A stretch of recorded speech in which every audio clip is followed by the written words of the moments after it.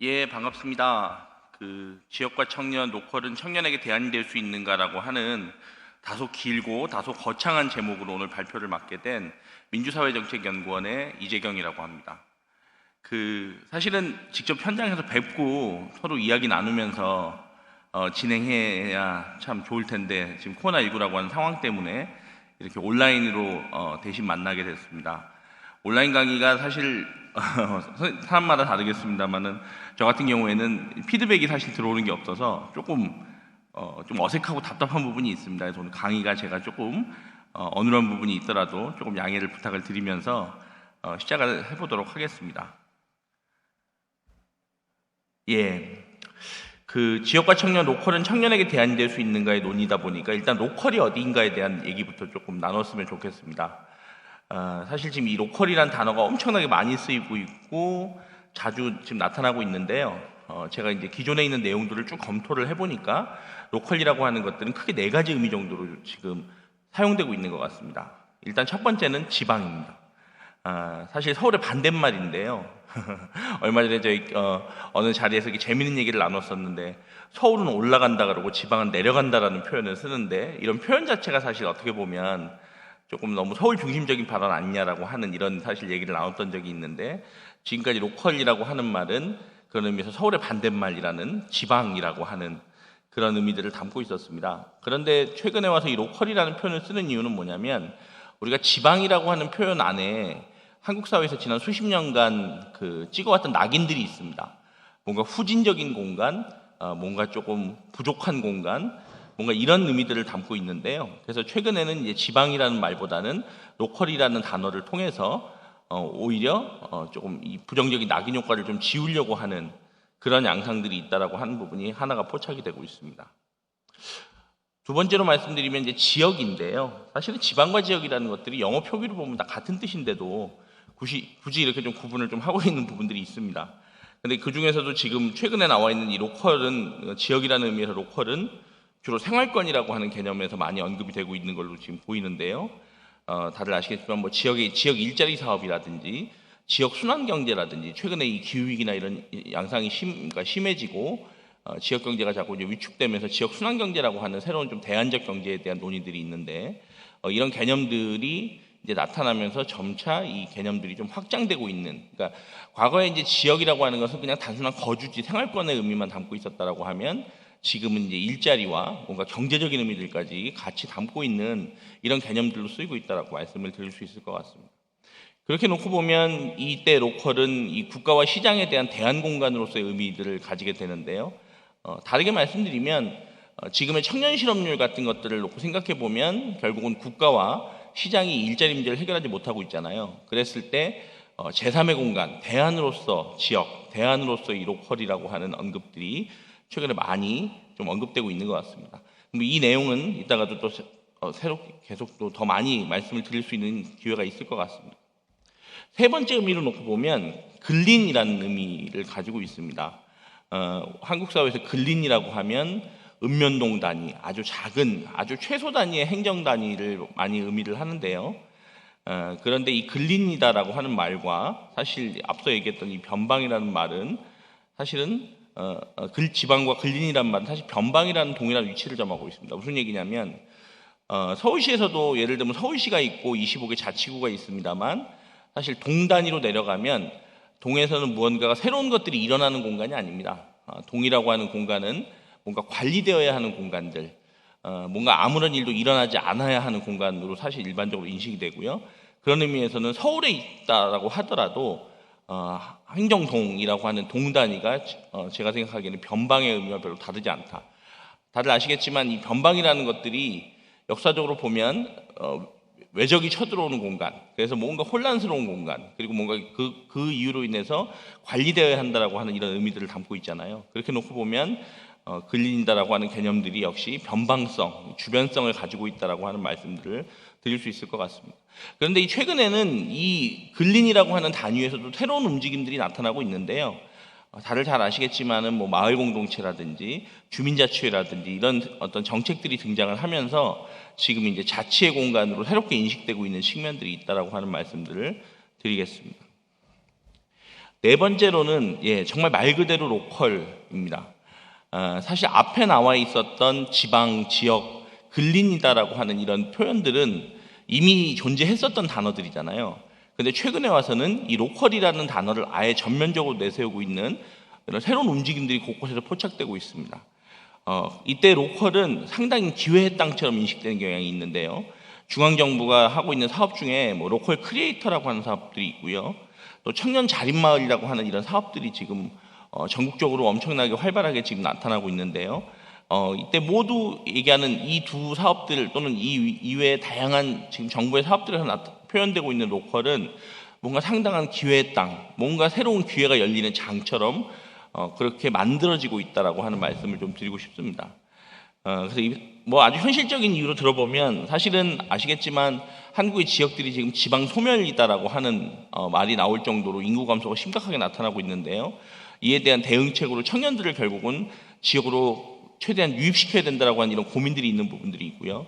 또 한편에서는 청년들 역시도 청년 실업이다라고 하는 공식 통계로는 한 10% 내외, 비공식 통계 또는 뭐 실질적으로 지금 파악되는 체감 실업률 같은 개념으로 보면 거의 뭐 25%에서 30% 가까이 육박하고 있는 청년 실업이라고 하는 개념들을 놓고 봤을 때 이 로컬은 한편으로 지방 입장에서는 인구 감소의 대응 정책이고 청년 정책으로 놓고 보면 청년 실업의 대응 정책으로 이렇게 이중적 의미를 가지고 있습니다. 그래서 이때 로컬은 그런 의미에서 놓고 보면 지역 정책의 측면도 있고요. 인구 정책의 측면도 있고 청년 정책의 측면도 있는, 그래서 이 세 개의 정책이 만나는 교차 지점으로서 의미들을 담고 있다라고 하는 말씀을 드리겠습니다. 좀 전에 말씀드린 것처럼 앞서 세 개의 개념은 기존의 개념들에서 로컬이라고 하는 새로운 단어들이 결합되면서 약간 의미들을 변화시키려고 하는 움직임이라고 하면, 이 마지막으로 네 번째로 제기했던 로컬이라고 하는 것들은 완전히 새로운 개념으로서 예를 들면 구성되고 있는 개념이다라고 하는 이런 말씀들을 드리겠습니다. 조금 더 좁혀볼게요. 저희가 사실 지금 이제 이 강의가 지금 일어나고 있는 곳이 이제 서울시 강북구라고 하는 곳이니까 서울시 상황에 대한 말씀들을 좀 드려보면, 제가 실제로 서울의 몇 개 자치구에서 각 자치구마다 몇백 명씩 수백 명을 대상으로 설문조사를 한번 진행을 한 적이 있었는데요. 그 설문 문항 중에 제가 이 지금 PT 화면에 보이는 이 질문이 있었습니다. 그래서 뭐냐면 당신은 어디 사람이라고 질문, 당신은 어디 사람입니까? 라는 질문을 하면 보면 세 가지 답변이 가능하겠죠. 서울에 산다라고 하면 나는 서울 사람입니다, 나는 강북구 사람입니다, 나는 어디 땡땡동 사람입니다 라고 하는 이 세 가지의 선택지가 있을 텐데요. 저희가 실제로 조사를 해보면 주민들은 사실은 서울시 사람 또는 뭐 강북구 사람, 뭐 예를 들면 도봉구 사람, 이런 자치구에 대한 그 일체감보다는 동단위에 대한 일체감이 되게 크다. 그래서 나는 삼양동 사람이다, 나는 인수동 사람이다, 뭐 예를 들면 난 도봉동 사람이다라고 하는 이런 정체성과 일체감이 상당히 강하게 나타납니다. 그런데요, 이거를 제가 연령대별로 쪼개보니까 좀 흥미로웠던 것은 젊으면 젊을수록 나는 어느 동네 사람입니다, 나는 어디 구 사람입니다 라는 표현보다는 나는 서울 사람입니다, 나는 서울시에 삽니다라고 하는 정체성을 더 많이 나타내기도 했고요. 사실은 기타나 무응답에 대한 응답이 있었을 때 젊은 분들로 가면 갈수록 사실은 별로 이렇게 지역적 정체성, 어느 지역하고 일체감을 별로 못 느낀다라고 하는 답변도 사실 많이 있습니다. 이렇게 보면 제가 뭐 이따 언급하겠습니다만은 사실 청년과 로컬에 대한 관계는 좀 애매하거나 사실 그렇게 밀착되어 있다라고 보기는 조금 어려운 측면들이 있을 것 같다라고 하는 말씀들을 드리겠습니다. 사실은 많은 분들이 뭐 이건 사실은 이전에 마을공동체 정책과 사업이라는 것들이 본격화되면서 나왔던 문제제기 중에 하나인데요. 서울이라고 하는 지역이 사실 이건 비단 서울만의 현상은 아니겠습니다만은 특히 청년들을 중심으로 해서 1년에서 2년마다 이사를 가야 되는 곳이잖아요. 그러니까 자기 집이 없는 사람들이 많고, 그래서 대부분 1년짜리 계약, 2년짜리 계약으로 전세와 월세를 살아야 되는 이런 상황에서 사실 로컬이라고 하는 개념이 내면화되기는 쉽지 않다라고 하는 것이 사실일 겁니다. 서울대 황익주 교수의 2005년도의 글을 보면 이분이 이런 표현을 쓰시는데, 본인이 한 동네에서 40년을 살았기 때문에 본인은 동네라고 하는 관념을 형성할 수 있었다라고 하는 자기 고백을 하시더라고요. 이 말은 뭐냐면 한 지역에 오래 살아야 살수록 지역하고의 일체감, 정체성 이런 것들이 사실 생길 텐데 1, 2년마다 이사를 가야 되는 상황 속에서 사실은 청년들이 또는 시민들이 로컬이라고 하는 개념을 내면하기는 쉽지 않을 것 같습니다. 좀 전에 말씀드린 것처럼 이런 상황은 청년한테는 더욱더 심각하죠. 사실 1, 2년마다 이사를 가야 되고 열악한 주거 여건이라든지, 그리고 사실 청년들을 물론 일반화시키긴 좀 어렵습니다. 무조건 청년들은 노마드적이야, 유목민 같아, 이동성이 높아 이렇게 일반화시킬 수는 없지만 다른 인구 집단보다는 상대적으로 그래도 가장 활발하게 이동하는 인구 집단이라고 하는 이런 측면들을 고려하면 사실 청년들이 로컬의 정체성을 가졌다거나 로컬과의 일체감을 가졌을 것이라고 보기는 좀 어렵다라고 하는 말씀들을 좀 드리고 싶습니다. 그리고요, 무엇보다도 지금의 청년들 여러 기준이 있죠. 만 20세부터 34세 또는 39세까지라고 하는 요 인구 집단들, 또는 10대 후반부터 30대 후반까지 조금 넓게 잡는다라고 하더라도요, 이 세대들의 특징은 사실은 명확하게 신자유주의 시대를 살아왔던 인구 집단입니다. 그렇기 때문에 사실 이들은 로컬이라고 하는 표현보다는 글로벌이라고 하는 표현이 훨씬 더 익숙한 집단들이죠. 그러니까 로컬이 뭐다라고 하는 지역이다, 지역에 대한 관심 이런 것보다는 글로벌 차원의 국제기구에 진출한다거나 다국적 기업에 취직한다거나 더 가볍게는 해외여행을 다닌다거나, 예를 들면 코로나19 때문에 지금 많이 이런 게 제약됐습니다만은 이전까지는 주로 사실은 로컬보다는 주로 글로벌 차원에 대한 관심이 더 많은 그런 인구 집단이라고 볼 수 있을 것 같습니다. 사실 이 방송을 듣는 많은 또 청년분들도 스스로 그런 생각 하시겠습니다만은 해외여행 가야지, 어디 여행 가야지라고 생각하셨다가 지금 막혀서 답답하게 예를 들면 어쩔 수 없이 국내 여행을 가는 이런 양상들, 이런 느낌들 아마 많이 받으실 것 같다라고 생각이 드는데요. 하여간 지금 이 청년 집단은 신자유주의라고 하는 이 시대를 공유하고 있기 때문에 로컬보다는 글로벌 일이 훨씬 익숙한 집단이라고 말씀을 드릴 수 있을 것 같습니다. 이런 이제 앞에 종합적인 이런 맥락들을 좀 놓고 보면 로컬이라고 하는 것들은요, 아직 어떤 확정된 의미를 담은 언어라기보다는 현재 구성 중인 언어다라고 하는 말씀들을 드리고 싶습니다.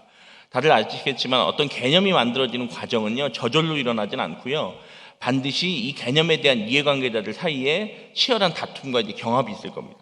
즉, 이 네 가지 의미들 중에서 어떤 것이 헤게모니를 장악할 것인지에 따라서 로컬의 의미가 달라질 것이다. 예를 들면 현재 지금 중앙정부가 시도하고 있는 이 기회의 땅으로서의 로컬이라고 하는 개념이 만약에 상당한 성과를 거둔다라고 하면 서울에 사는 또는 수도권에 사는 많은 청년들이 예를 들면 지역을 일종의 기회의 땅으로 해서 나가는 이런 경향이 더 강화될 수도 있겠죠. 반대로 그런 정책들이 실패했다라고 한다라고 하면 좀 다른 양상이 나타날 수도 있을 것 같습니다. 또는 좀 전에 말씀드린 이 로컬이라고 하는 것이 근린 읍면동 단위에서 일어나는 활동들을 뭔가 촉진하는 이런 양상들로 좀 진행이 된다라고 하면 그것에 맞춰서 역시 정책과 제도도 달라질 것이고 우리들의 행위 패턴도 좀 달라지지 않을까라는 생각이 듭니다. 최근에 코로나19 때문에 등장한 단어 중에 하나가 뭐냐면 홈 어라운드 소비라고 하는 표현이 등장하는데요. 다들 아시면 집 근처에서 이제 소비를 하기 시작하는 이 새로운 양상들이 포착이 되는데 어떻게 보면 로컬이라는 단어가 근린으로 예를 들면 귀결될수록 오히려 이런 읍면동 단위 또는 아주 가까운 생활권에서의 뭔가 활동들이 매우 중요한 의미를 가질 수 있지 않을까라고 하는 이런 생각이 듭니다. 그렇게 놓고 보면 이러한 맥락에서는 다음에 몇 가지 질문이 좀 생기는데요. 크게 보면 세 가지인 것 같습니다. 첫 번째로는 청년이 진짜 로컬을 어떻게 생각하고 있는지, 청년이 로컬을 어떻게 인식하고 있는지에 대한 질문이 하나 생길 거고요. 실제로 로컬에서 살고 있는 청년의 삶은 어떠한지에 대한 두 번째 질문이 생길 겁니다. 세 번째 질문으로는 청년에게는 도대체 어떤 로컬이 유리할까? 그리고 청년은 어떤 전략적 판단을 해야 할까라고 하는 이런 사실 고민들이 이런 질문들이 발생할 거다라고 하는 말씀들을 드리겠습니다. 물론 이 논의 자체에 대해서 예를 들면 굳이 왜 로컬이다라고 하는 논의가 필요하냐라고 하는 반감도 사실 반대도 있을 수 있을 거다라고 하는 그런 생각이 듭니다. 그건 제가 아마 결론부에 말씀드리겠습니다만은 사실은 저는 어떤 로컬이라고 하는 것이 유일무이한 어떤 청년들의 대안이 될 수 있을 거다라고는 전혀 생각하지 않습니다. 다만 이 새로운 선택지, 그러니까 이러한 선택지도 있다라고 하는 것들을 좀 알면 조금 더 유리한 입장에서 청년들이 삶을 살아갈 수 있지 않을까라고 하는 이런 사실 기대감 속에서 제가 말씀을 드린다라고 하는 것들을 지금 말씀을 좀 드리도록 하겠습니다. 이런 질문들을 기반으로 해서 제가 좀 더 논의들을 진행을 시켜 나가 보겠습니다.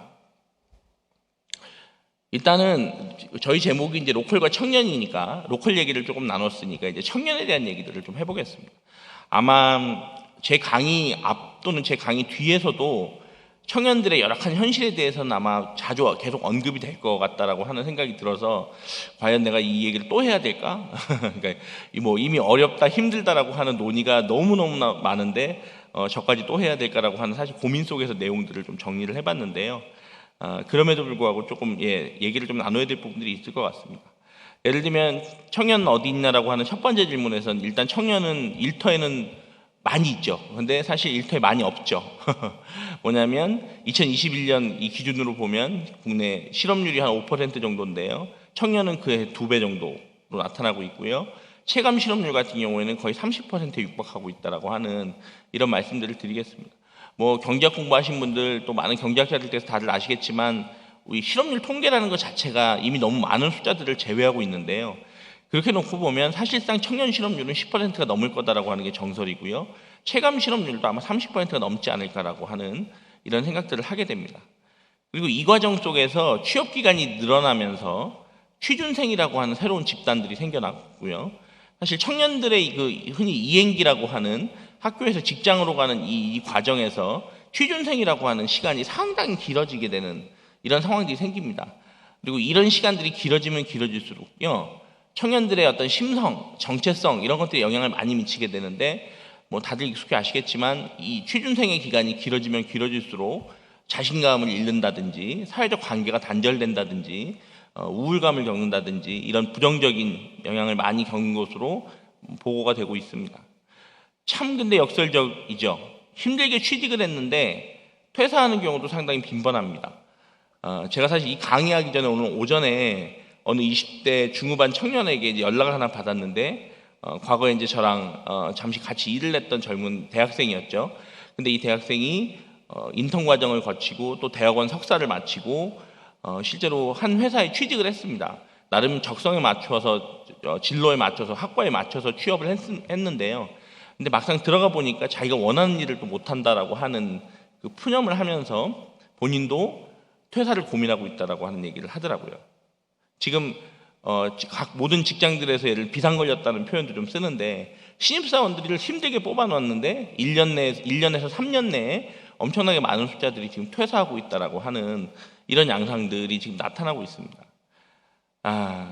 뭐 여러 가지 이유가 있겠습니다만은 조직 문화에 대한 그런 답답함도 있을 것 같고요. 제가 좀 전에 말씀드린 청년처럼 본인이 생각했던 부분과 노동의 현실이 좀 다른 부분도 있을 거고 또 임금 조건이 안 맞아서 그런 경우도 있을 거고 뭐 여러 가지 이유들이 있을 거라고 판단이 됩니다.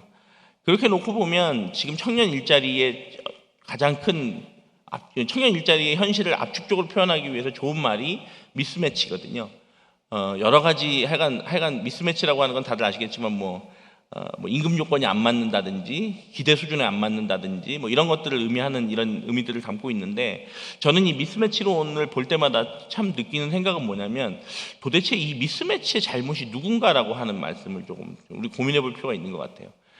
미스매치론을 잘 들여다보면 다분히 청년들에 대한 비판이 좀 엿보입니다. 그래서 요즘은 이런 말 쉽게 안 하긴 좀 줄어들긴 했습니다만 청년들이 눈높이를 좀 낮춰야 된다. 요즘 애들이 고생을 안 했다. 뭐 이런 식의 논리들로 미스매치론이 활용되고 이걸 통해서 결국은 뭐 청년들이 좀 하향 취업해야 된다라고 하는 이런 얘기들이 있었는데요. 실제 지금 노동시장에 나오는 양상들을 보면 청년들의 하향 취업 양상이 사실 실제로도 포착이 되고 있기도 합니다. 근데 이걸 이제 무조건 사실 청년들의 잘못이라고 얘기를 해야 되는가를 아마 잘 곱씹어 보시면 글쎄요, 그렇지 않을 것 같아요. 뭐냐면 청년들한테 예를 들면 자신들의 뜻을 펼칠 수 있다, 열심히 공부하면 뭔가 이룰 수 있다라는 걸 가르친 게 우리 사회 시스템이라는 생각을 하고요. 학교에서도 뭐 일단 어떻게 됐건 학생들을 다 받아서 교육을 시키지 않았습니까? 예를 들면 대학 교육을 마치더라도 적절한 일자리가 없다라고 하면 사실 이런 것들이 중간에 어떤 제도들을 통해서 걸러지거나 예를 들면 이런 신호들을 보내줘야 되는데 그러지 않았습니다. 그래서 요즘 뭐 나오는 게 뭐 벚꽃 피는 순서부터 대학이 문을 닫는다 뭐 이런 얘기들을 사실 하고 있는데요. 사실 그러니까 이런 사회 시스템이라고 하는 것들이 청년들을 좀 억울한 사람, 희생자로 만드는 경향이 있다라고 하는 것들은 분명히 생각해야 될 겁니다. 그래서 뭐 제가 뭐 여기 미스매치론을 얘기하는 이유는 뭐 누구 잘못이다라는 걸 딱 정해서 얘기하고 싶다라고 하는 것보다는요, 지금의 이런 양상들을 청년들의 어떤 잘못이나 책임으로만 무조건 전가하는 것은 문제다라고 하는 말씀을 좀 드리고 싶어서 말씀을 드렸습니다. 예. 그 다음에 청년들은 또 어디 있나 보니까요, 지방에서 지금 서울로 올라오는 KTX를 타고 있거나 또는 버스를 타고 있는 것 같습니다. 특히 20대 청년들이 아주 급속하게 예를 들면 지방에서 서울로 이동하는 이런 양상들이 나타나고 있는데요. 최근 나온 기사에 보면 서울 인구가 1000만이 이제 깨졌습니다. 그럼에도 불구하고 20대 인구는 비교적 견고하게 유지가 되는 양상들이 나타나고 있는데, 그게 이제 뭐냐면 결국 지방에 있는 청년들이 서울로 계속 유입되는 이런 양상들이 있을 겁니다. 그리고 그래프를 보시면 잠시 2010년대 초반부에 잠시 20대 인구 비중이 좀 줄어들었습니다만은 2014년부터 지금까지는 또 20대 인구가 완만하나마 계속 늘어나고 있는 이런 양상들이 나타나고 있습니다. 사실 청년의 또 다른 축, 그러니까 2030 세대를 우리가 청년이라고 일반적으로 얘기를 하니까요, 또 다른 축인 30대는 반대로 서울에서 대거 이제 밀려나고 있는, 그래서 어떤 언론 보도는 30대가 뭐 서울에서 엑소더스라고 하는 표현을 쓰더라고요. 근데 사실 저는 엑소더스라고 하는 표현보다는 축출이라는 표현이 더 맞는 것 같습니다. 20대는 예를 들면 학업이라든지 새로운 일자리라든지 또는 어떤 문화적인 경험과 기회라든지 이런 이유들로 인해서 서울로 오고 있고요. 다들 아시겠지만 일반적으로 30대는 아직 물론 한국 사회 1인 가구와 비혼화가 많이 진행되고 있습니다만은 일반적으로는 결혼을 하는 시기잖아요. 근데 30대는 결혼을 하거나 또는 하려고 하거나 또는 뭐 이런 것들을 고민할 때 더 이상 서울에 살 수 없는, 다들 아시겠지만 서울의 이런 높은 집값, 부동산 가격 때문에 더는 서울에 살지 못하고 서울을 떠날 수밖에 없는 이런 양상들이 나타나고 있다라고 하는 이런 말씀들을 좀 드리겠습니다. 그리고 이제 실제로 데이터를 상에도 보니까요, 2014년 기준이긴 조금 옛날 기준이긴 합니다만 지방에서 수도권으로 취업한 유출 비중이 2014년 기준으로 25% 정도고, 이런 전체 유출자의 한 70%가 4년제 대졸자라고 얘기를 하고 있습니다. 지방 뭐 균형 발전이라든지 이런 관점에서 놓고 보면 아주 심각한 거죠. 그러니까 지역에서 열심히 키워놓은 인재들이 어떻게 보면 다 이제 서울로 이제 올라오는 이런 양상들이 나타나고 있다라고 하는 이런 모습들입니다. 근데 또 한편으로 그런 말씀을 드리고 싶어요. 뭐냐면 이런 현상이 심각하다라는 얘기들은 다들 많이 하시는데, 그러면 이런 현상을 어떻게 해결할 건지에 대해서는 사실 아직까지 명확한 답이 없는 것 같습니다. 청년들이 본인들의 새로운 기회, 그러니까 본인들의 어떤 판단과 필요에 의해서 서울로 이주하는 걸 사실 막을 수 있는 건 그런 방법은 사실 없잖아요. 그렇게 놓고 보면 우리 사회가 어떻게 보면 청년들이 지역에 떠나지 않고 계속 살게 할 것인가에 대해서 좀 더 많은 고민과 투자들이 필요하다라고 하는 생각이 좀 드는데, 여전히 이런 부분들이 좀 약한 것이 아닌가라고 하는 이런 생각이 좀 듭니다. 예. 그 다음에 이제 청년의 마음 상태로 좀 들어가 보면, 한국 청년들은 사실 좀 불행합니다. 행복 연구를 해보면 가장 좀 특이하게 나타나는 건 뭐냐면요, 우리 흔히 이제 유럽이나 선진국 국가들을 보면 노동시장을 진입하는 순간부터 행복도가 떨어져요. 그러다가 좀 안정이 되고 특히 이제 은퇴 시기가 되면 다시 행복이 상승합니다. 즉 U자형을 기록하는 양상이 많이 나타나고 있는데요, 한국은 반대입니다. 아동, 청소년, 청년기에 행복도가 낮고요, 오히려 노동시장에 진입하고 난 다음에 행복도가 높아지는 이런 양상들, 그리고 오히려 은퇴기가 되면 행복도가 떨어진 이런 양상들이 나타나고 있는데요, 그런 의미에서 보면 한국의 청년들은 불행합니다. 노동시장에 진입하지 못한, 일자리를 얻지 못한 청년들은 일반적으로 자신들을 불행하다라고 그렇게 응답하고 있습니다.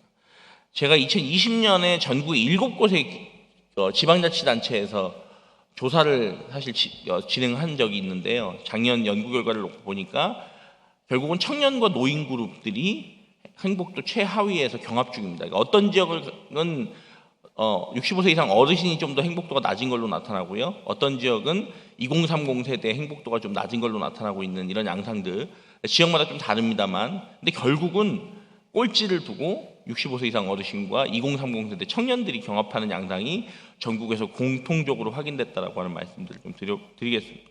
그러면 왜 이럴까요? 라고 해보니까 2016년에 관련 논문이 있어서 제가 좀 살펴보니까 청년의 경우에는 행복에 자아실현, 건강, 직무만족도, 사회적 자본이라고 하는 요소들이 영향을 많이 미치고 있다. 그러니까 지금의 청년들에게는 자아실현, 즉 내가 뭘 하고 싶고 그 하고 싶은 일을 실제로 하고 있는지를 뭐 이런 요소들, 이런 것들, 그러니까 자아실현이라고 하는 요소들이 되게 중요하고요. 뭐 직무만족도 어떻게 보면 그거랑 연결되는 지점일 수 있을 것 같고요. 그리고 이제 건강과 사회적 자본이라고 하는 이런 요소들이 상당히 중요한. 그러니까 어떻게 보면 우리 한국 사람들의 행복에 영향을 많이 미치는 소득과 재산이 있는데 청년들의 경우에는 아직은 소득과 재산이 조금 부차적인 변수고 이런 자아실현이나 이런 사회적 자본에 대한 요소들이 되게 중요하다라고 하는 이런 조사 결과가 나왔습니다. 근데 좀 흥미로운 거는 사실은 이 사회적 자본 영역에서 좀 남성과 여성의 좀 차이가 나타나더라고요. 그래서 남성은 상당히 그 대인 신뢰, 그러니까 상대방을 믿을 수 있다, 친구 관계 이런 것들이 상당히 중요한 변수로 나타났는데요. 여성의 경우에는 주변의 안전이 핵심 요소로 지목됐다라고 하는 지점이 좀 특이합니다. 제가 특이하다고 표현했지만 사실은 한국 여성들이 겪고 있는 현재의 이런 불안감을 저는 잘 보여주는 연구라고 생각하는데요. 정말 다들 지겹지 않으세요? 거의 뭐 매일 다음이나 네이버 이런 포털들을 읽어보면 거의 관련된 기사가 매일 나오죠. 한국에서 젊은 여성들이 끊임없이 공격받고 있는, 불안감에 떨어야 되는, 예를 들면 그래서 전 찾아보니까 뭐 그런 것도 나오더라고요. 어떻게 하면 이 잠금 장치의 이 지문을 어떻게 지워가지고 이게 안 드러나게 할 거냐, 예를 들면 여러 가지 안전에 관련된 이런 걱정들, 고민들 이런 것들이 제가 곳곳에 그래서 많이 나와 있는 것들을 좀 보게 되는데요. 이런 부분들을 사실 우리 사회가 진짜 고민을 많이 해봐야, 이건 남녀 문제가 아니라 사실은 아주 인간의 삶에 필수적이지 않습니까? 불안하지 않고 살 수 있게 하는 그런 것들조차도 우리 사회가 아직 좀 충족되지 않고 있다라고 하는 이런 측면들이 좀 나타난 것 같아서요. 이런 부분들을 좀 고민이 많이 필요하겠다라고 하는 그런 생각이 들었습니다. 예, 그런 의미에서 보면 청년은 어떻게 보면 다중격차에 놓여 있다라고 하는 말씀들을 좀 드리고 싶은데요.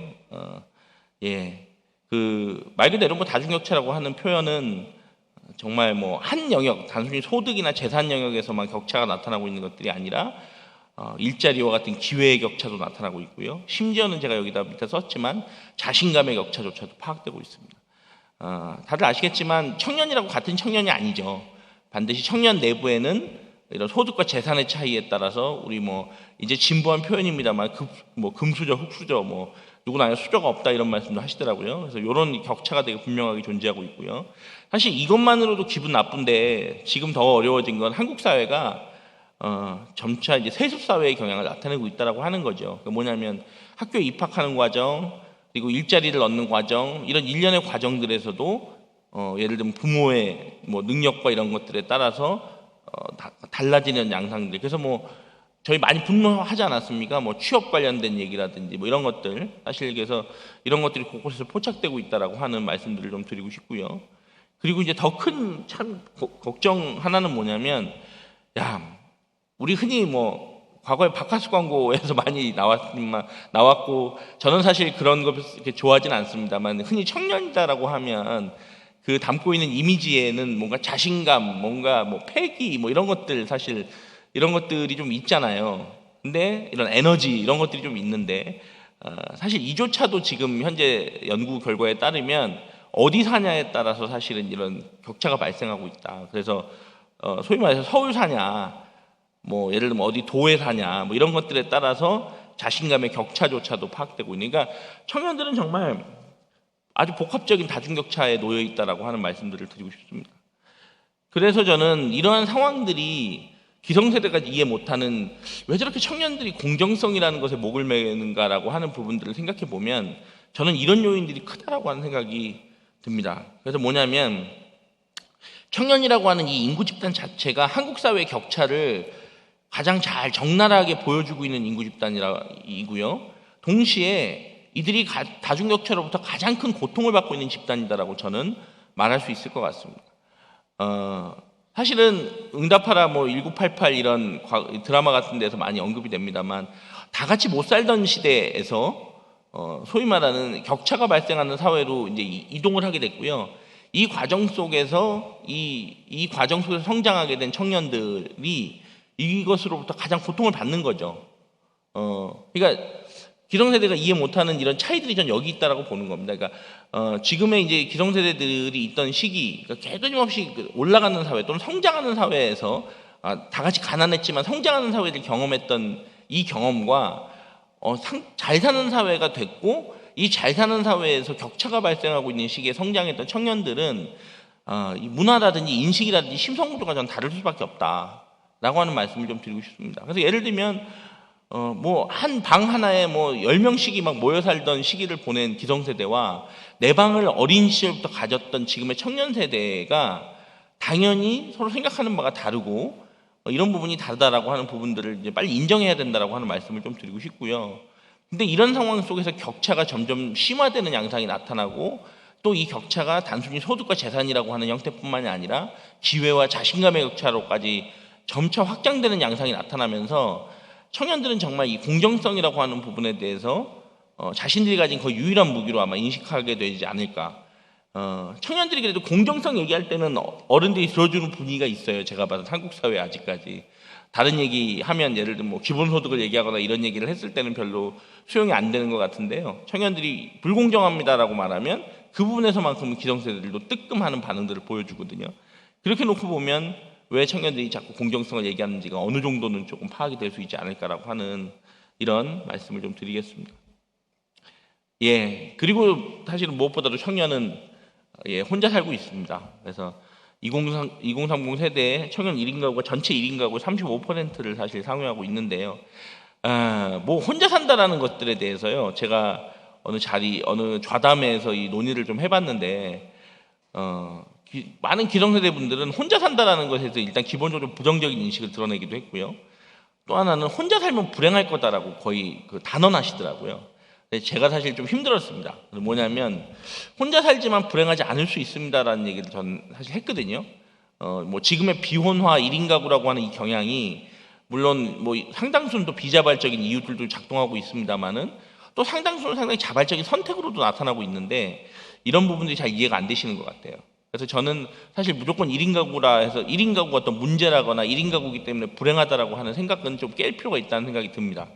그런데 사실 사회경제적인 조건들을 좀 따져보면 물론 일부 이제 소수의 뭐 재산을 많이 물려받았다거나 뭐 예를 들면 뭐 비트코인을 투자해서 성공을 했다거나 뭐 아니면 아주 뭐 전문직이라거나 뭐 이런 케이스들을 사실 제외를 하면 일반적으로 다인 가구에 비해서 1인 가구의 경제적인 사회경제적인 여건이 더 열악한 것은 매우 숫자로 이제 나타나고 있습니다. 예를 들면 이제 주거빈곤 같은 부분들로 살펴보면 사실 청년 1인 가구들이 혼자기 때문에 이 많은 부담을 다 책임져야 되는 이런 양상들도 사실 있고요.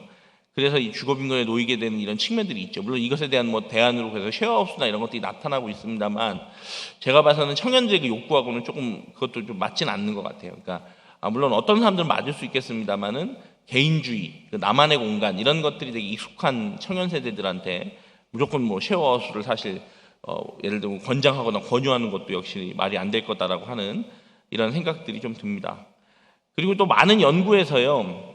이건 사실 연구입니다만 1인 가구가 다인 가구보다 불행하다라고 나옵니다. 저는 아까 그 좌담회에서 상당히 반박을 많이 했습니다만 통계적으로 조사를 해봤을 때 나온 수치로 보면 1인 가구가 다인 가구보다 좀 불행하다라고 하는 특히 비자발적 1인 가구 그러니까 결혼을 하고 싶었고 연애를 하고 싶지만 이런 여러 가지 경제적인 여건이나 이런 것들 때문에 이게 안 되는 1인 가구 같은 경우에는 특히 이제 불행할 거다라고 예상이 되고요.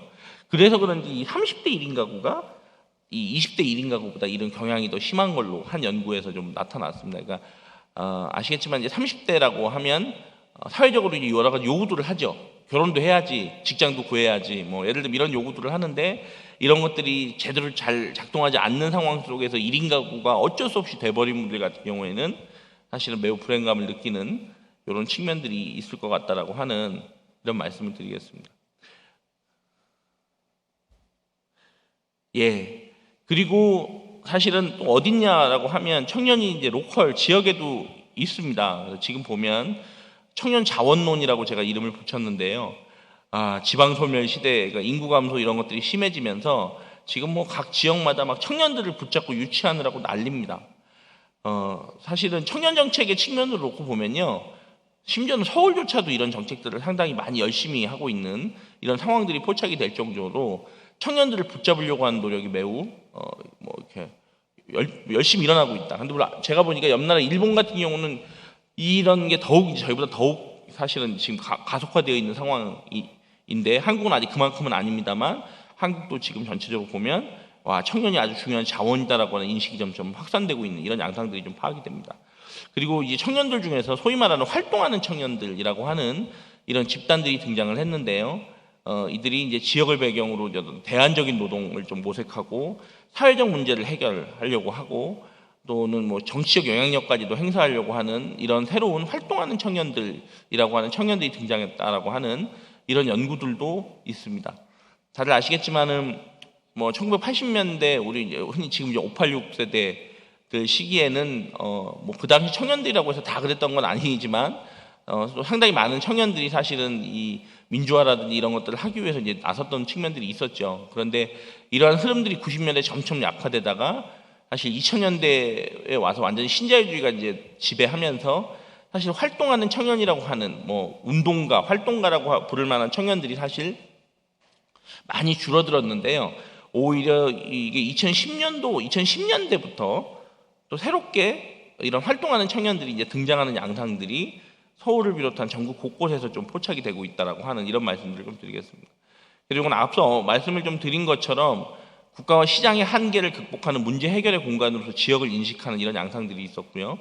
서울에서는 이게 지역혁신 청년활동가 정책이라는 정책으로 사실 나타났습니다. 그래서 요즘 뭐 흔히 말하는 자치구의 이런 이제 지역사회라고 하는 곳에 가보면 50대 이상 활동가하고 20대 활동가들이 같이 있는 경우들이 많이 보입니다.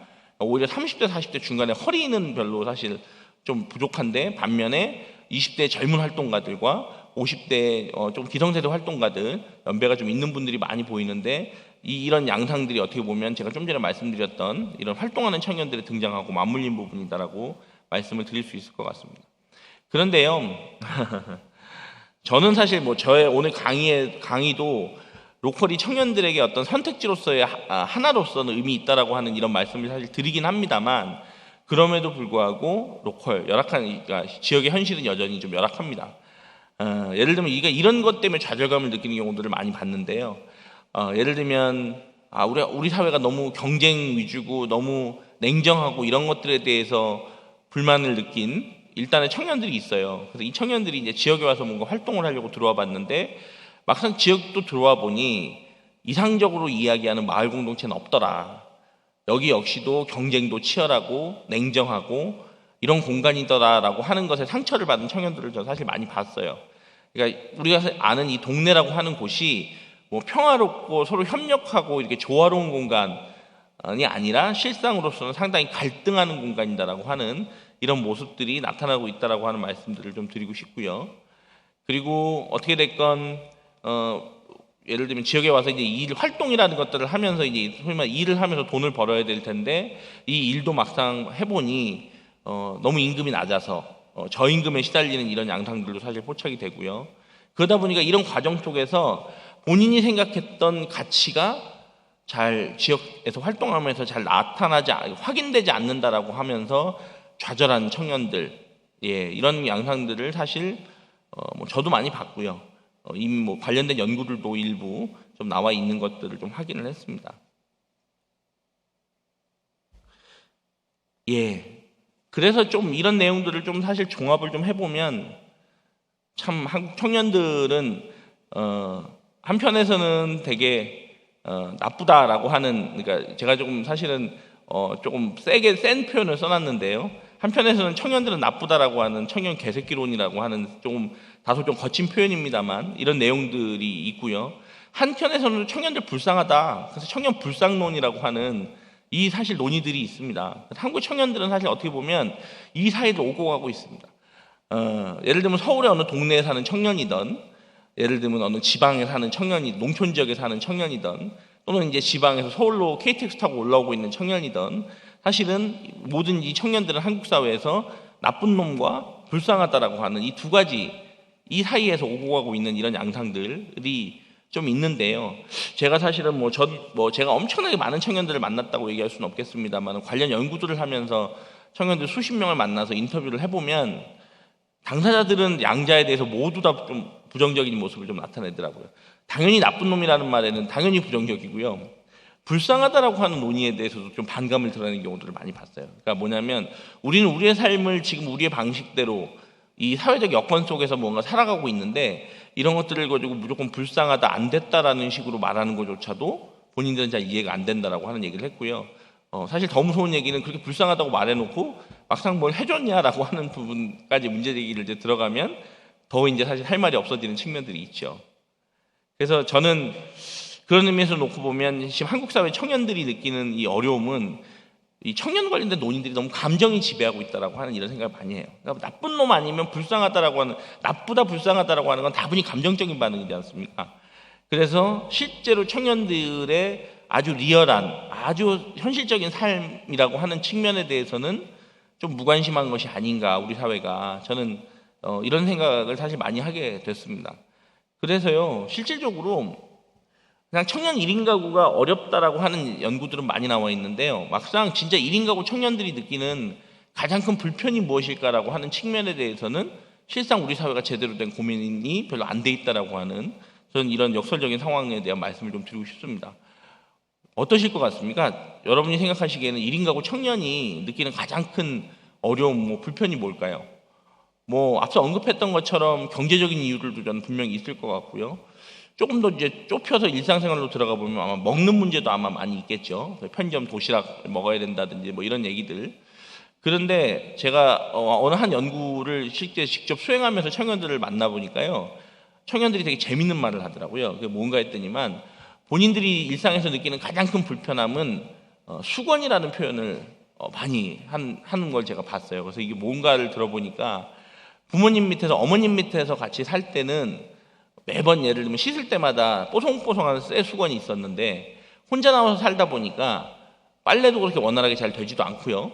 이상하게 어머니만큼 빨래를 잘 말리지도 못한대요. 그래서 본인은 이제는 예를 들면 옛날에는 아침 저녁 씻을 때마다 수건을 한 장씩 썼다라고 하면 어느 순간 이틀, 3일 또는 일주일 똑같은 수건을 쓰고 있는 자신을 발견하고요.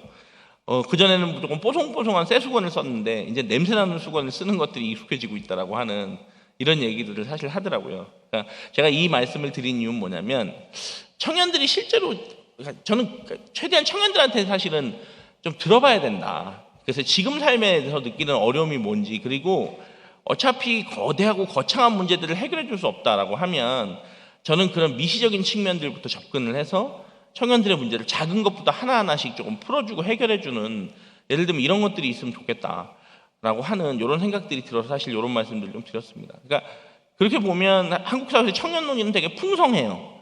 그런데 막상 청년들이 어디 있는지는 우리 사회가 아직 모르고 있다라고 하는 저는 그 말씀을 사실 좀 드리고 싶어서 이런 말씀들을 드렸습니다. 그러면 이제 청년과 로컬이라고 하는 저희의 이제 원래 원제목에 맞게 청년과 로컬에 대해서 좀 같이 고민하는 얘기들을 조금 해보면요. 김주영 대표님이라는 분이 어느 언론에서 기고하신 글에다 이제 이런 표현을 써서 제가 이제 가져왔는데요. 예를 들면 이런 표현 보시면 청년과 지역의 공통점은 무엇일까? 한국 사회에서 주류가 아닌 변방 또는 마이너리티로 인식된다는 점이 가장 먼저 떠오르는 공통점이다라고 얘기를 하고 있고요. 주로 지원의 대상으로 여겨지지만 아쉬울 때는 미래의 희망으로 호명된다는 점도 공통적이다. 그리고 청년과 지역은 많은 이들이 고민하고 많은 정책이 시행되고 있지만 해결의 실마리는 잘 보이지 않는다라고 하는 이런 공통점도 가지고 있다라고 하는. 그래서 청년이나 로컬은 한국 사회에서 모두 변방이나 마이너리티로 취급되고 있다라고 하는 것들. 그리고 필요에 따라서 어떨 때는 도와줘야 되겠다가 어떨 때는 우리 사회를 짊어지는 사람이 됐다가 또는 아까 말씀드린 것처럼 어떨 때는 나쁜 놈으로 예를 들면 불리는 이런 아주 다양한 모순적인 위치에 있다라고 하는 말씀을 좀 드릴 수 있을 것 같고요. 또 하나는 다양한 많은 고민과 정책들이 실시되고 있지만 아직까지 해결의 실마리는 보이지 않는다.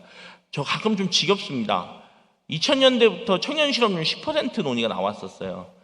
20년 지났습니다. 근데 여전히 우리는 청년 실업률 10%라고 하는 얘기를 오늘도 하고 있습니다. 뭐냐면 사실상 끊임없이 뭐 새로운 정책이 나오고 새로운 시도들이 있었습니다만 청년 문제는 막상 아직까지 본질적으로 해결된 것이 거의 없다라고 하는 현실을 저는 보여주고 있다라고 하는 생각이 드는데요. 그래서 김주영 대표님의 이런 표현들이 너무너무 와닿습니다. 만약에 우리 사회에서 진짜 청년의 문제가 핵심적인 문제고 고민, 그게 정말 중심적인 문제가 된다라고 하면 이런 상태가 20년 이상 장기화되도록 방치가 됐을까요? 저는 아닐 거다라고 생각을 하고요.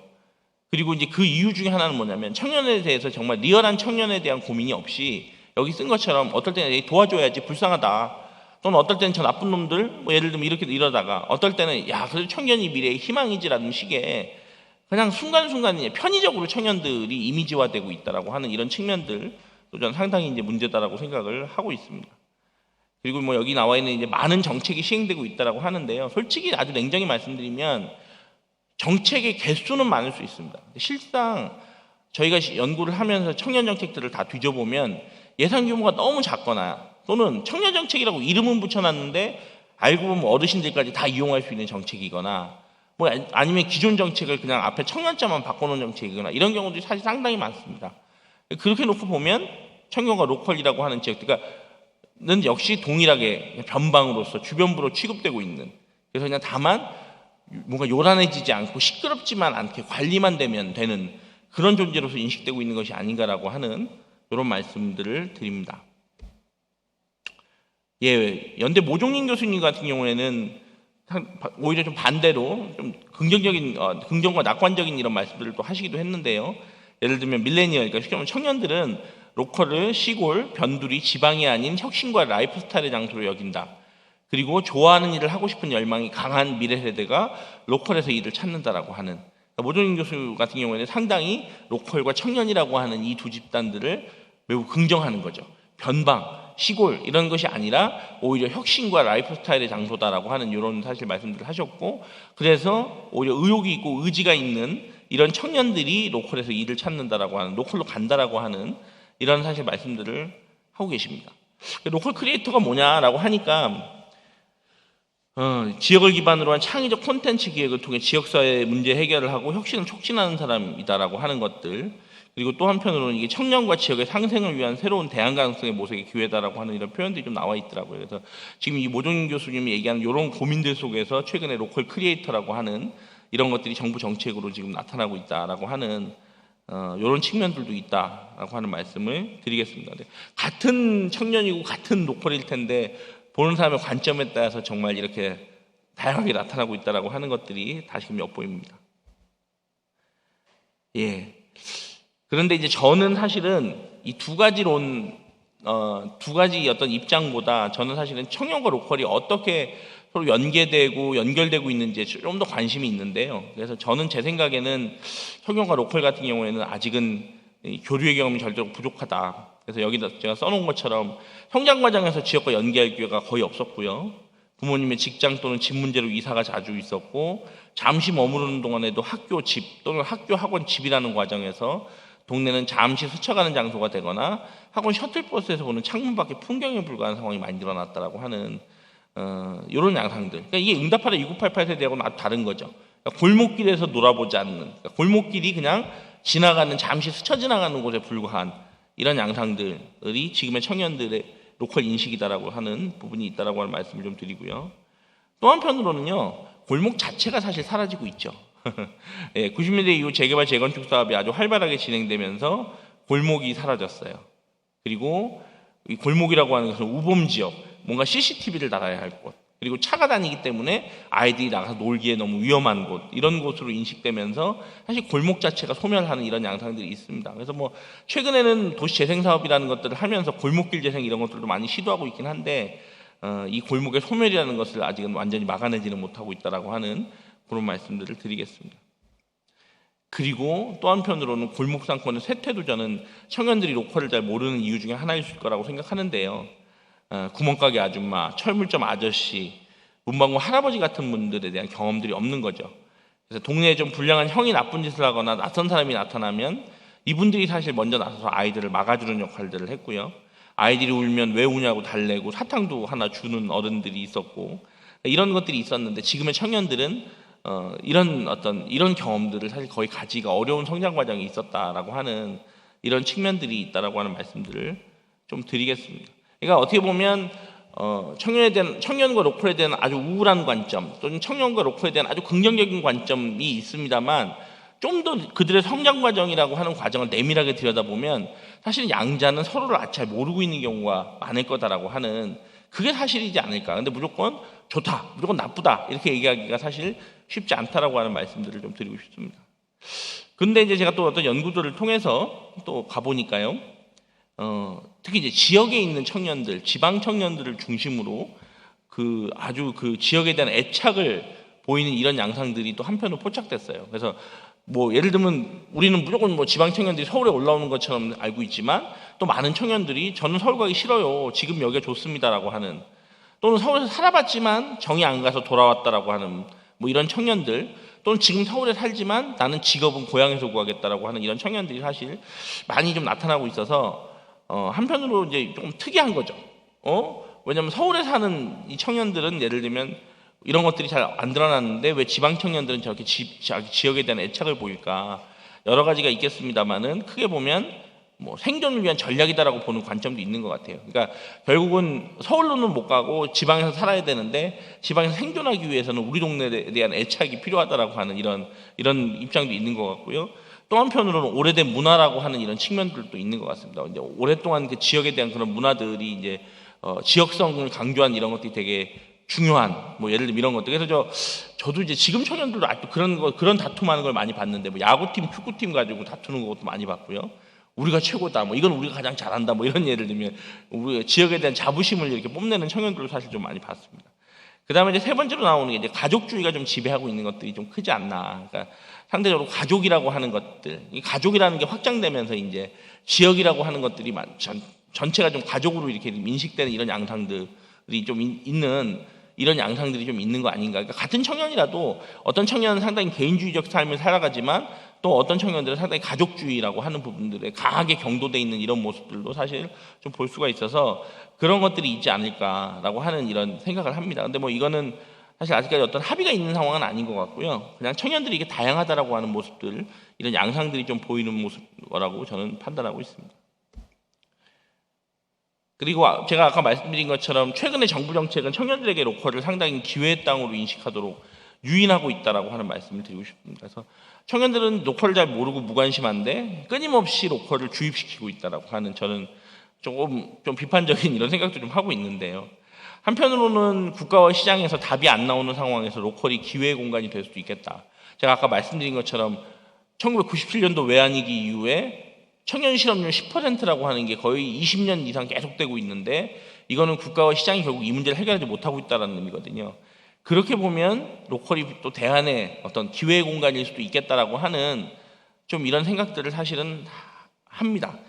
뭐냐면 아직까지 어떤 확정된 어떤 결과가 나와 있는 건 아니기 때문에 예를 들면 이런 것 너무 이렇게 로컬을 마치 기회의 땅처럼 이렇게 몰고 가는 것도 저는 문제라고 생각합니다만 또 한편으로는 이게 기회의 땅으로 작동할 수 있는 가능성도 또 있을 수 있다라고 하는 것들을 열어둬야 된다라고 하는 그런 생각을 하고 있습니다.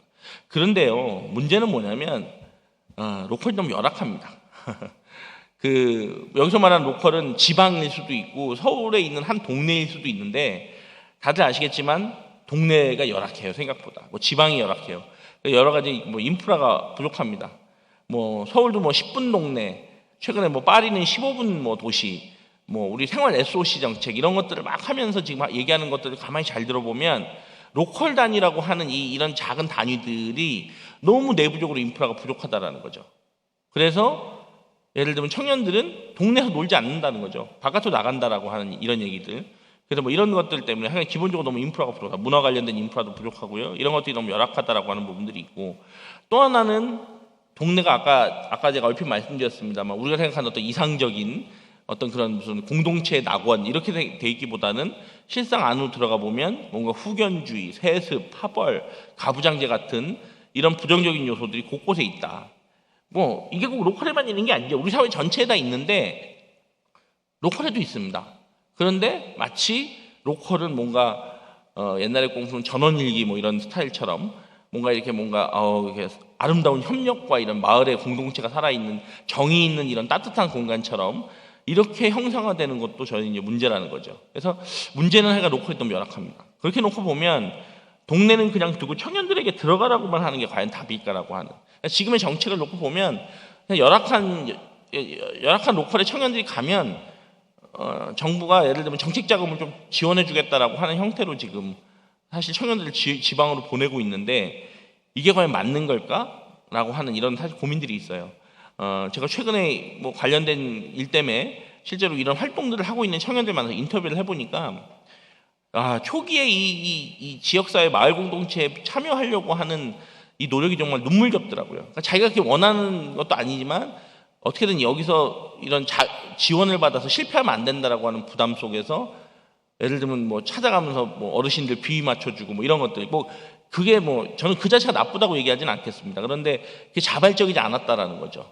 결국은 그런 부담감과 책임감 때문에 하기 싫은 그런 행위들을 억지로 하면서 거기에 자리를 잡으려고 하는 이런 청년들의 노력들을 보면서 전 눈물겹다는 생각을 했는데, 그냥 이런 양상들이 지금 나타나고 있다라고 하는 말씀들을 드리겠습니다. 뭐 아까 얘기했던 이제 지방 청년에 대한 얘기들을 좀 보면, 여기서 말하는 지방 청년들, 저는 사실은 이런 표현들을 자꾸 누가 만들어내는 건지 좀 고민인데요. 지역에 사는 2등 인간, 지잡대 이런 표현들을 사실 막 쓰는데 이런 차별의 표현들로 인해서 사실은 어려움을 많이 겪고 있다라고 하는 것들. 그래서 이 몇 개의 단어로 지역 청년들을 좀 봤는데, 자책과 불안, 위로받을 것도 없고 조언을 구할 것도 없다. 다른 삶을 상상할 수도 없다. 좀 무섭죠. 내 삶을 전적으로 책임지지만 내 삶에 대한 권리는 전혀 없다.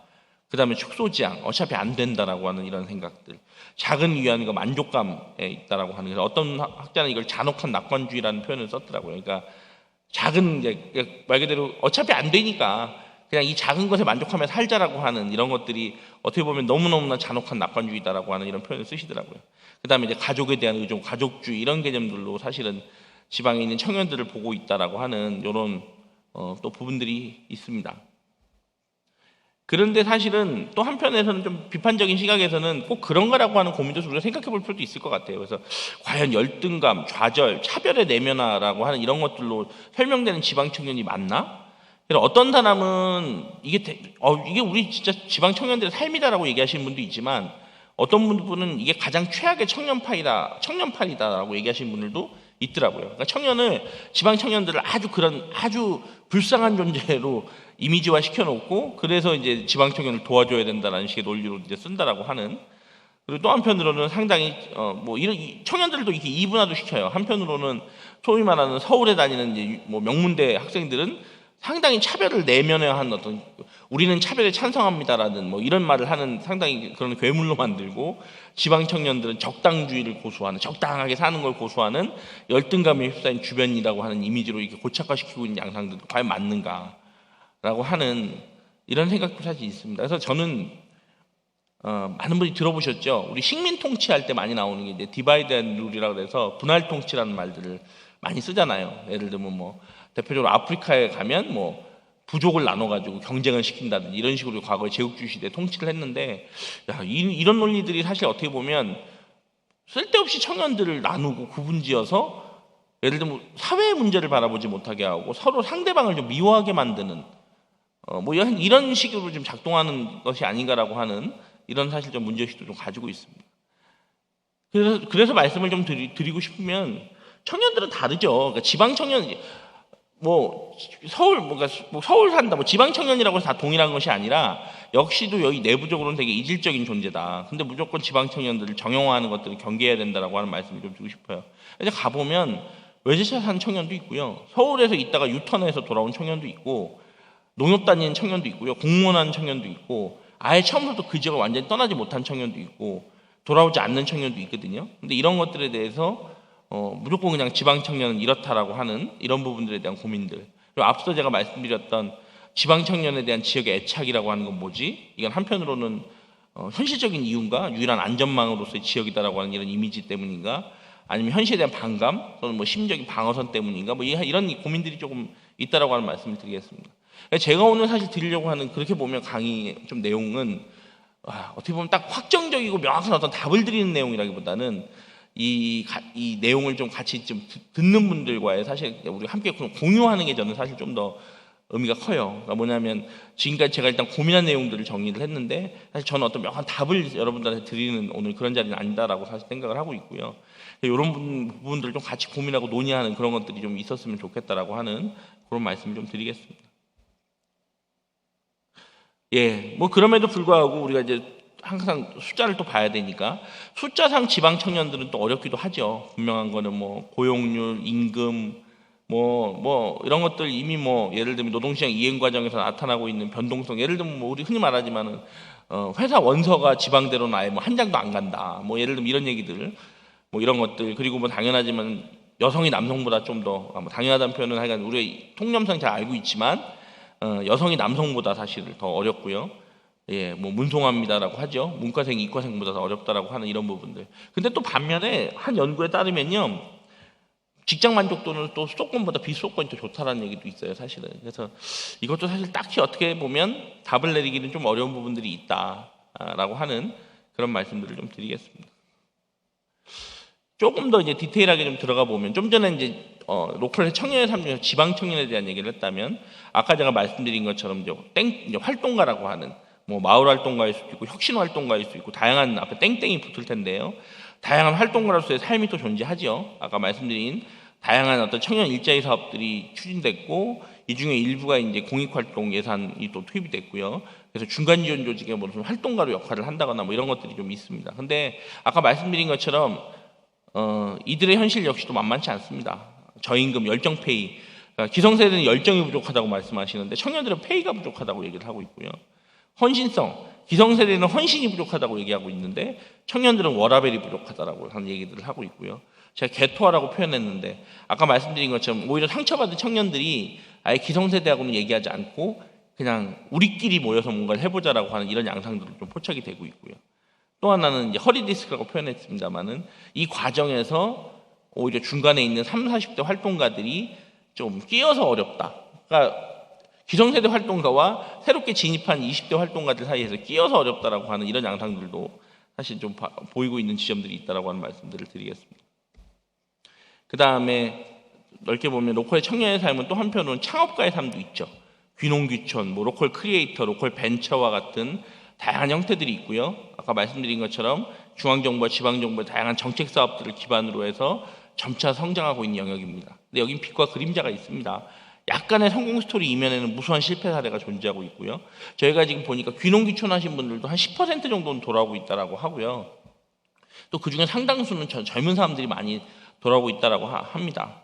그 다음에 또 하나는 이제 모난돌이 정맞는다고 실제로 지역에 가서 내려간 청년들이 기성세대하고 대화가 되고 타협이 되는 청년들은 살아남는데 그렇지 않은 청년들 같은 경우에는 오히려 상처를 받고 이런 상황들이 이제 있다라고 하는 말씀을 좀 드리고 싶고 또 하나는 저는 지역 공간이 한편으로 시장화되고 있다는 생각이 드는데 말 그대로 정부가 정책 자금을 주면서 지역 가서 창업해라는 식으로 흐름이 가버리니까 지역 공간이라고 하는 것들이 완전히 시장 논리가 지배하는 공간으로 좀 변질되고 있다라고 하는 것도 일부 포착이 됩니다. 그러다 보니까 여기서 이제 경쟁에서 밀려나는 청년들이 나타나기 시작하는 거고요. 또 원래 그 지역에서 살고 있던 청년들이 오히려 소외와 배제를 호소하는 모습들이 나타납니다. 그러니까 새롭게 유입된 청년들이 똑똑하고 돈도 있고 뭐 이런 과정 속에서 오히려 지방정부가 그 청년들하고는 뭔가 일을 하고 대화를 나누는데 막상 원래 그 지역에 살고 있던 청년들은 오히려 무시하는 이런 양상들도 있어요. 그래서 어떤 이 관련된 거에서 어떤 비판적인 어떤 활동가는 보통 청년이 지역을 살린다는 이런 표현도 쓰거든요. 그러니까 막상 지역을 떠나지 않고 남아서 지역에서 살고 있는 청년들이 지역을 살리는 거지 이런 식의 예를 들면 외지에서 이렇게 유입된 청년들이 지역을 살리는 게 아니다라고 하는 그런 호소를 하는 모습도 저는 사실 봤습니다. 그리고 또 하나는 이건 결정적으로 예산 지원하고 운명을 같이 할 가능성이 크죠. 그러니까 돈이 있으면 운영이 됩니다만 돈이 떨어지면 이게 과연 얼마나 지속될까라고 하는 이런 고민들도 있습니다. 그리고 로컬에서 청년의 삶을 또 놓고 보면 마지널리티, 주변인으로서의 삶을 살아가는 청년들이 있습니다. 제가 지역연구, 청년연구 하면서 제일 못 만난 그룹이 이 그룹이에요. 드러나지 않습니다. 그래서 지역에서도 주변인들처럼 살고 있는데요. 그래서 이들에게는 로컬이 어떤 대환이거나 기회의 땅이 전혀 될 수 없어요. 이들에게는. 그래서 대표적인 숫자들이 예를 들면 은둔형 외톨이나 니트 도대체 몇 명인지도 모릅니다. 뭐 100만 명 얘기하는 경우들도 있는데 도대체 몇 명인지도 알 수 없는 이런 청년들이 존재하고 있고요. 또한 아까 제가 좀 전에 말씀드렸던 무시당하는 원주민 청년들이 있습니다. 농촌이나 지방으로 내려가면. 그래서 돈도 백도 학력도 없는 청년들도 존재하죠. 이렇게 보면 참 지역 안에서 살고, 그러니까 로컬 안에서 살고 있는 청년들의 삶은 다양합니다. 누구는 창업하지만 누구는 이렇게 주변인의 삶을 살기도 하고요. 누구는 어떤 뭐 지방 사람이라는 그런 어떤 차별과 낙인 속에서 어려움을 겪고 있는 사람도 있는 거고, 뭐 예를 들면 또 역으로 반대로 서울에 있지만 오히려 돌아가겠다고 하는 청년들도 있고요. 이렇게 다양한 이런 양상들이 지금 있다라고 하는 말씀들을 드리겠습니다. 예, 이제 거의 마지막 부분인데요. 사실 아까 제가 말씀드린 것처럼, 그러니까 지금 청년의 삶, 지금 로컬의 현실, 또한 로컬에서 청년들의 삶이 어떤지를 제가 최대한 좀 다양하게 보여드리는 게 주로 초점이었는데, 그러면 우리가 지금 그러면 어떤 로컬을 꿈꿔야 되냐, 그럼 그거에 따라서 어떻게 우리가 판단하고 행동해야 되냐라고 하는 이런 이제 사실 고민들이 있는데, 일부 문헌들에 나와 있는 좋은 말들을 제가 한번 따봤습니다. 그래서 2020년에 추주희 김지영 두 분이 쓴 글에서 여기서 말하는 로컬은 지역이 청년들의 사회적 삶을 보장하고 집단적 연대감과 소속감을 심어줄 수 있는 공적 공간이 돼야 된다라고 하는 얘기들을 하시더라고요. 그래서 개인으로서의 청년이 아니라 사회적 존재로서의 청년이 자리매김할 수 있는 곳들, 청년들이 소속감을 가지고 서로 도움을 주고받을 수 있는 곳들, 이런 것들이 필요하다라고 하는 뭐 이런 얘기들을 사실 하고 있는 부분들이 있고요. 또 한편 제가 이제 따로 만난 어느 로컬 벤처의 대표분께서 이런 말씀도 하시는데 이주 얘기를 하시더라고요. 근데 이제 이분 얘기는 뭐냐면 청년의 귀농귀촌을 강조하는 현재의 이 정착 위주의 정책은 청년들의 이런 노마드 경향하고는 좀 안 맞는다. 그래서 많은 청년들이 귀농귀촌을 하지만 그만큼 많은 청년들이 도시로 유턴하고 있다라고 하는 얘기들을 해요. 그래서 보면 결국은 이제 단순히 돈과 기술 교육만 가지고는 안 되는 거다라고 하는 얘기들이 있고요. 특히 중요한 게 뭐냐면 관계망이 되게 중요하다라고 하는 이런 말씀들을 사실 좀 드리고 싶어요. 그리고 또 한편으로는 뭐냐면 청년들을 너무 이게 붙잡아서 한 곳에서 그냥 쭉 사세요라고 붙잡으려고 하지 말고 조금 청년들을 예를 들면 쉽게 말하면 청년들이 좀 이동할 수 있는 좀 자유를 좀 보장하면서 예를 들면 청년들을 로컬로 좀 당기려고 하는 이런 시도들이 필요하지 않냐라고 하는 이런 말씀들을 좀 드리겠습니다. 그 다음에 아까 말씀드린 김주영 선생님은 또 이런 말씀도 하시더라고요. 일자리와 주거의 안정은 중요하다. 그러나 그것만으로는 청년을 지역에 머무르게 하기에 충분하지 않다. 도전하고 실패할 수 있는 기회에 안심하고 머무를 수 있는 커뮤니티가 더 매력적일 수 있다. 청년들을 지지하는 안전한 커뮤니티가 있는 곳, 서로 협력하며 실험할 수 있는 기회가 있는 곳을 원하는 것일지도 모른다라고 하는 말씀들을 했는데 중요합니다. 그래서 저는 요즘 청년들 관련해서 기본소득, 참여수당, 기본자산, 출발자산 다양한 표현들을 쓰는데 뭐든 좀 했으면 좋겠어요. 사실은. 그래서 청년들의 기본적인 삶을 좀 보장해주는 이런 것들이 좀 필요하겠다라고 하는 그런 말씀들을 좀 드리고 싶고요. 또 한편으로는 청년들의 지지를 얻을 수 있는 곳, 한마디로 말하면 커뮤니티가 살아있는 곳, 공동체가 살아있는 곳이 되게 중요하다라고 하는 이런 측면들이 있어요. 근데 한편으로 사실 조금 이 김종현 선생님의 표현에도 저는 조금 불편했던 것은 협력하며 실험할 수 있는 곳이라는 표현을 쓰셨는데 이건 너무 착한 기성세대의 어떤 욕망이지 않을까? 이런 생각도 사실 좀 했습니다. 물론 이렇게 청년들의 인식과 관심이 전환되면 좋겠다 이런 생각도 사실 들긴 듭니다만 이런 부분들에 대한 또 상들이 좀 나와 있습니다. 마무리하면서 사실 어떻게 보면 이 얘기를 제일 먼저 했으면 좋았을지도 모르겠다라는 생각이 듭니다만 제가 오늘 이 강의에서 여러분들하고 사실 이야기를 나누고 싶었던 건 하나는 뭐냐면 로컬이라고 하는 것이 유일무이한 대안이다라고 하는 그런 생각은 전혀 없고요. 제가 드리고 싶은 말씀은 7번째 선택지일 수도 있겠다라고 하는 그런 부분들입니다. 국가와 시장, 그리고 가족, 글로벌, 또는 나 자신, 또는 요즘 코인도 많이 하시잖아요. 코인, 예를 들면 이런 것들이 하나의 6가지의 선택지일 수 있죠. 근데 저는 제7의 공간으로서 로컬이 존재한다는 것도 좀 알 필요가 있다. 국가와 시장이 답이 아니라는 게 입증이 됐고요. 가족은 지쳤습니다. 그리고 심지어 해체되고 있습니다. 글로벌은 코로나19나 이런 것들 때문에 앞으로 상당 기간 위축될 거라고 사실 보이고 있고요. 또 기후위기가 정말 도래하면 글로벌이라고 하는 것들이 산산이 깨지지 않을까라고 하는 생각들이 좀 듭니다. 그리고 솔직히 말씀드리면 코인은 잘 모르겠습니다. 제가 오늘도 왔다 갔다 하면서 저랑 같이 차를 타고 한 30대 초반 청년하고 얘기를 나눠봤는데 어제 밤에 친구들하고 카톡으로 대화를 나누면서 전부 다 이야기했던 게 코인 얘기했대요. 누구는 얼마를 벌었다, 누구는 쫄딱 망했다 이런 얘기들을 하고 있다라고 하는데 그래서 솔직히 말씀드리면 잘 모르겠습니다. 그러면 저는 하나의 대안으로서 로컬에 대한 관심을 가질 가치는 좀 충분히 있을 수 있지 않나. 그냥 어느 사회학자가 그런 얘기를 했는데 어차피 망한 인생이라면 그렇다라고 하면 자기의 뜻대로 살아보는 것도 그렇게 필요하지 않냐라고 하는데 어차피 국가와 시장, 가족, 글로벌, 나 자신, 코인이라고 하는 것들이 다 불확실하다라고 하면 로컬도 불확실합니다만 그래도 또 다른 선택지 하나쯤을 가지고 있는 게 청년들의 삶을 개척하는 무기가 될 수 있지 않을까라고 하는 그런 말씀을 드리고 싶고요. 저는 이제 약간 마무리가 좀 거창하긴 한데 역사를 좀 볼 필요도 있겠다는 생각이 듭니다. 그러니까 우리 사회의 시스템, 체제라고 하는 것들이 우리가 등장, 성장, 정점, 쇠퇴, 몰락이다라고 하는 모든 시스템은 이런 과정을 거치잖아요. 다들 아시지만 역사 시간에 많이 배우셨죠. 모든 왕조가 대부분 이렇게 해서 등장하고 몰락하는데요. 저는 우리 사회 시스템이 어디쯤에 와 있나라고 하는 것들도 한번 고민해 볼 필요성이 있겠다라는 말씀을 드리고 싶습니다. 코로나19, 기후위기, 인구 감소, 고령화, 이런 것들 여러 가지 우리 흔히 사회 재생산의 위기라고 표현하는데요. 이런 위기 상황들을 놓고 보면 우리가 지금 등장, 성장, 정점의 단계는 지난 게 아닌가라고 조심스럽게 저는 좀 추측해 보고요. 그렇게 놓고 보면 역사를 항상 보면 어느 한 시스템이 이 쇠퇴하기 시작한 시기부터 소위 말하는 혁신가들, 지식인들은 이상하리만큼 로컬로 가더라고요. 그래서 저는 왜 그들이 로컬로 갔을지를 한번 생각해 봐야 될 필요성이 있다. 그리고 또 한편으로는 내 발로 갈 건지 아니면 아까 제가 말씀드린 30대 축출처럼 도저히 더는 서울과 수도권에서 살 수 없어서 쫓겨서 갈 것인지 이런 것들도 한번 생각해 봐야 되지 않나. 다소 거창하긴 합니다만 조금 나뿐만이 아니라 또 내 주변뿐만이 아니라 나를 둘러싼 우리 전체 시스템, 사회라고 하는 것들을 조금 전체적으로 좀 조망해 보면 로컬이라고 하는 부분들이 그래도 어느 한 가지쯤의 대안일 수도 있겠다라고 하는 말씀을 드리겠습니다.